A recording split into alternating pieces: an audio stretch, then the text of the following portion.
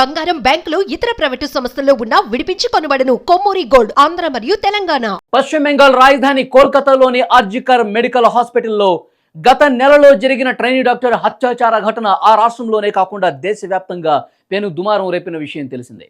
ఈ వ్యవహారంలో బాధితురాలికి న్యాయం చేయాలంటూ, నిందితుడిని కఠినంగా శిక్షించాలంటూ దేశవ్యాప్తంగా డిమాండ్స్ కూడా వినిపిస్తున్నాయి. ఈ కేసును బెంగాల్ పోలీసుల దగ్గర నుంచి తీసుకున్నటువంటి సిబిఐ అధికారులు ముమ్మరంగా దర్యాప్తు చేస్తున్నారు. సిబిఐ దర్యాప్తుపై బెంగాల్ సర్కార్ తీవ్ర అసంతృప్తి వ్యక్తం చేసింది. ఈ ఘటనతో జూనియర్ డాక్టర్స్ ఆందోళన చేస్తూ ఉన్నారు. బెంగాల్లో ఎలాంటి శాంతి కనిపించడం లేదు. గత కొన్ని రోజులుగా ఈ ఆందోళనలు జరుగుతూనే ఉన్నాయి. జూనియర్ డాక్టర్లతో ప్రభుత్వం చర్చలకు పిలిచింది. అయితే జూనియర్ డాక్టర్స్ కొన్ని కండిషన్స్ పెట్టారు. ఆ కండిషన్స్ ఏంటంటే పూర్తి స్థాయిలో చర్చల్ని ప్రత్యక్ష ప్రసారం చేయాలంటూ ఒక డిమాండ్గా ఉంది. అయితే ప్రత్యక్ష ప్రసారానికి బెంగాల్ ప్రభుత్వం ఒప్పుకోలేదు. అయితే ఈ వీడియో రికార్డింగ్ మాత్రం చేస్తామని చెప్పి బెంగాల్ ప్రభుత్వం చెప్పింది. దానికి ఎట్టి పరిస్థితుల్లో జూనియర్ వైద్యులు ఒప్పుకోలేదు, తమ ఆందోళనలు కొనసాగించారు. గురువారం రోజు కూడా చర్చలకు వచ్చారు, కానీ ఈ కండిషన్స్కు ఒప్పుకొనందున లోపలికి వెళ్ళి చర్చల్లో పార్టిసిపేట్ చేయలేదు. సో దీంతో మమతా బెనర్జీ ఒక కీలకమైనటువంటి వ్యాఖ్య చేశారు.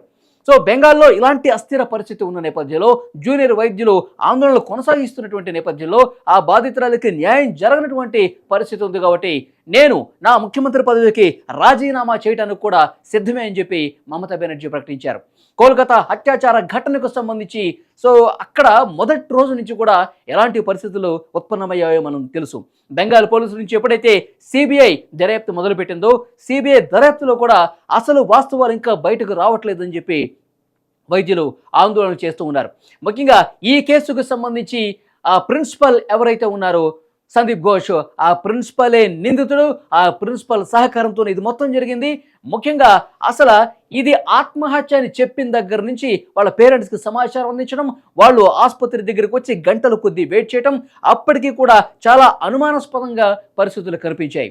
ఇంత కీలకమైనటువంటి పరిణామాలు జరుగుతున్న నేపథ్యంలో, కేసు ఇంత సీరియస్గా ఉన్నటువంటి పరిస్థితుల్లో ఆ ప్రిన్సిపల్ ఈ ఘటన ఎక్కడైతే జరిగిందో ఆ సెమినార్ హాల్ పక్కనే రెనోవేషన్కి ఆయన పర్మిషన్ ఇవ్వటం, అక్కడ పూర్తిగా వాస్తవాలు ధ్వంసమయ్యే విధంగా, అక్కడ ఆధారాలు ధ్వంసం చేసే విధంగా అక్కడ రీకన్స్ట్రక్ట్ కొన్ని చేయటం, ఇవన్నీ కూడా పలు అనుమానాలకు దారితీసినటువంటి పరిస్థితి ఉంది. కాబట్టి ఈ కేసులో వాస్తవాలు బయటకు రావట్లేదు. సిబిఐ అధికారి కూడా మొన్న ఒక విషయం చెప్పాడు. అక్కడ ఆధారాలు పూర్తిగా ధ్వంసమైపోయాయి, అక్కడ ఆధారాలు కనిపించకుండా ఒక కుట్ర జరిగిన పరిస్థితి ఉంది. ఎవడైతే నిందితుడు ఇప్పటి వరకు చెప్పబడుతున్న సంజయ్ రాయ్ ఉన్నాడో అతని ప్రమేయం ఉన్నట్టు ఆధారాలు లభించాయి, కానీ మిగతా వాళ్ళు ఇంకా ఒక గ్రూపు ఇందులో ఉన్నది, ఇది వాస్తవాలు బయటకు రాకుండా కప్పిపెట్టే ప్రయత్నం జరిగింది. ఈ వాస్తవాలు బయటకు రాకుండా కొంతమంది పెద్ద వ్యక్తులు ఇందులో భాగస్వాములుగా ఉన్నారని చెప్పి పెద్ద ఎత్తున వార్తలు వచ్చాయి. అయితే ఆ ఆధారాలు చెరిపేసే కుట్ర జరిగింది. కాబట్టి ఆధారాలు లేనప్పుడు వేరొకళ్ళ ప్రమేయం ఉందని చెప్పి మనం ఎట్లా నిరూపిస్తామని ఆ సిబిఐ అధికారి కూడా అన్నటువంటి పరిస్థితి ఉంది. అసలు ఈ ఘటన జరిగిన తర్వాత మమతా బెనర్జీ అక్కడ వైద్యులతో కలిసి నిరసన కార్యక్రమంలో ఎలా పార్టిసిపేట్ చేస్తారు? నిరసన కార్యక్రమంలో ముఖ్యమంత్రిగా ఉన్న వ్యక్తి ఆమె రోడ్ల మీద తిరుగుతూ నిరసన తెలపటం, ఆందోళన చేయటం అనేది అసలు ఎంతవరకు కరెక్టు? ఎందుకంటే ఆమె ముఖ్యమంత్రిగా ఉన్నారు, బెంగాల్ రాష్ట్రంలో ఆమె వైద్య ఆరోగ్య శాఖ మంత్రిగా ఉన్నారు, బెంగాల్ రాష్ట్రంలోని హోంమంత్రిగా కూడా ఆమె ఉన్నారు. మరి ఇలాంటి అధికార బాధ్యతలు స్వీకరించినటువంటి మమతా బెనర్జీ గారు ఇలాంటి ఘటన జరిగినప్పుడు ప్రతిపక్షంలాగా, విపక్షంలో ఒక పార్టీలాగా మీరు ఎట్లా ఆందోళన చేస్తారు? పూర్తిగా బాధ్యత వహించి, మీరు అధికారం ఉంది కాబట్టి సరైన నిందితులను పట్టుకునే బాధ్యత మీది, నిందితులకి కఠిన శిక్ష వేసేటువంటి పరిస్థితి ఆ అధికారం మీకుంది. మీరిట్లా చేతగాని వాళ్ళలాగా ఇట్లా ఆందోళనలు చేయటం, నిరసన కార్యక్రమంలో పార్టిసిపేట్ చేయటం ఎంతవరకు కరెక్ట్ అంటూ పెద్ద ఎత్తున ముఖ్యమంత్రి మీద విమర్శలు ఇచ్చిన పరిస్థితి ఉంది. అయితే వాస్తవాలు కప్పిపెట్టేయడానికి పూర్తి స్థాయిలో ప్రభుత్వం సహకారం ఉంది, ప్రభుత్వం అండ ఉంది. ఆ ప్రిన్సిపల్ ప్రభుత్వంలో ఉన్నటువంటి పెద్దలతో సంబంధాలు ఉన్నాయి కాబట్టే అతను రక్షించబడుతున్నాడు. ఇందులో ఆధారాలు చెరిపేసేందుకు ప్రభుత్వం కూడా బాధ్యత ఉంది, ప్రభుత్వ భాగస్వామ్యం ఉందని చెప్పి ఆందోళనలు వినిపిస్తున్న పరిస్థితి కనిపిస్తోంది. సో ఈ నేపథ్యంలోనే ఈ కేసు మరింత జటిలమైంది, సుప్రీంకోర్టు వరకు వెళ్ళింది. సుప్రీంకోర్టులో ఆ డైరెక్షన్లో ప్రస్తుతం ఈ దర్యాప్తు అంతా జరుగుతున్నటువంటి పరిస్థితి నేపథ్యంలో ఆ బాధితురాలకి ఇంకా ఎన్ని రోజులకి న్యాయం జరుగుతుంది? ఇందులో అసలు దోషులకు అసలు శిక్ష పడుతుందా లేదా?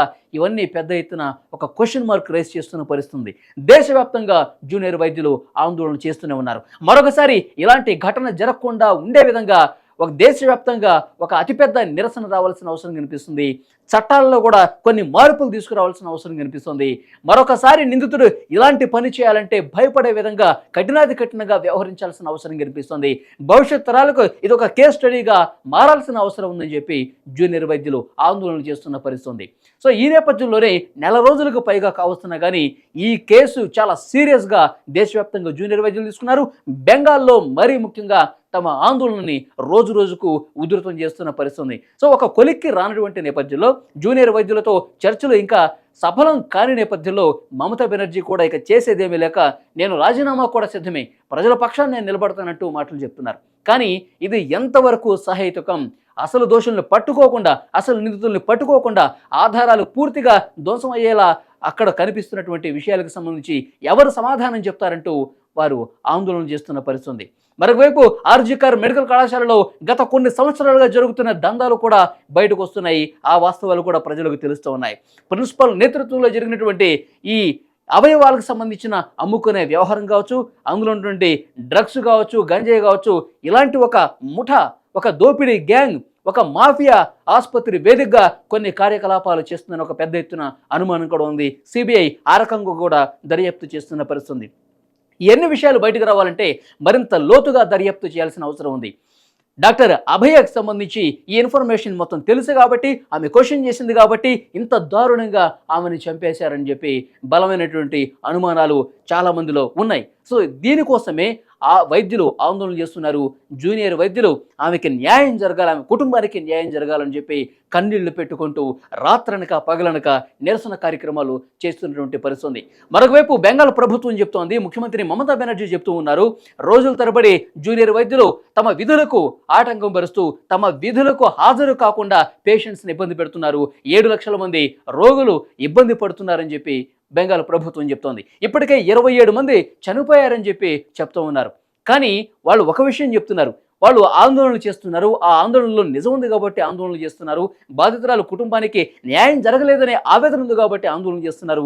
మరి రాష్ట్ర ప్రభుత్వంలో పేషెంట్స్ ఇబ్బంది పడుతున్నా నేను వారిని క్షమిస్తాను, పెద్ద మనసుతో, పెద్దలు ఎప్పుడు కూడా పిల్లల్ని క్షమిస్తారని చెప్పి మాట చెప్పారు. కానీ ఎప్పుడు ఆ బాధిత కుటుంబానికి న్యాయం జరుగుతుందని మాత్రం చెప్పలేని పరిస్థితి కనిపిస్తుంది. సుప్రీంకోర్టులో ఈ కేసు ఉంది కాబట్టి ఈ సుప్రీంకోర్టు కలగజేసుకుని మరింత సానుకూల వాతావరణంలో, సుహృద్భావ వాతావరణంలో ఈ కేసు ఒక కొలిక్కి రావాల్సిన అవసరం కనిపిస్తోంది. సిబిఐ అధికారులు మరిన్ని కోణాల్లో విచారించి వాస్తవాలు బయటకు తీసుకురావాల్సినటువంటి అవసరం కనిపిస్తోంది. ఇంకా బెంగాల్లో ఆందోళనలు కొనసాగుతున్నాయి. ఎప్పుడైతే మమతా బెనర్జీ చేసినటువంటి వ్యాఖ్యలు రాష్ట్ర వ్యాప్తంగా దుమారం రేపిన పరిస్థితి. నిజంగానే మరి మమతా బెనర్జీ రాజీనామా చేసేస్తారా? నిజంగానే రాజీనామా చేసి అక్కడ గవర్నర్ ఆధ్వర్యంలో అక్కడ పాలన ఏమన్నా కొనసాగే పరిస్థితి ఉందా? నిజంగా అలాంటి డెసిషన్ తీసుకుంటే రాష్ట్రంలో రాజకీయంగా ఎలాంటి పరిణామాలు చోటు చేసుకుంటాయి? సుప్రీంకోర్టు ఏమన్నా కలగజేసుకొని లేటెస్ట్గా ఏమన్నా ఆర్డర్ డైరెక్షన్స్ ఏమన్నా ఇస్తుందా? ఇవన్నీ కూడా ఆసక్తికర పరిణామాలుగా కనిపిస్తున్నాయి. ఒక విషయం మాత్రం చాలా స్పష్టంగా అర్థమవుతుంది, జూనియర్ వైద్యులు ఆందోళన సహేతుకమైంది. జూనియర్ వైద్యులు ఆందోళన మరి ఏ ఒక్క ఆడపిల్లకి ఎవరికి కూడా భవిష్యత్తులో ఇలాంటిది జరగకూడదు, జరగకుండా ఉండాలంటే కఠినంగా వ్యవహరించాలి, ఆ దోషుల్ని శిక్షించాలని వాళ్ళందరూ కూడా డిమాండ్ చేస్తున్నారు. ఏం జరగబోతుందో చూద్దాం.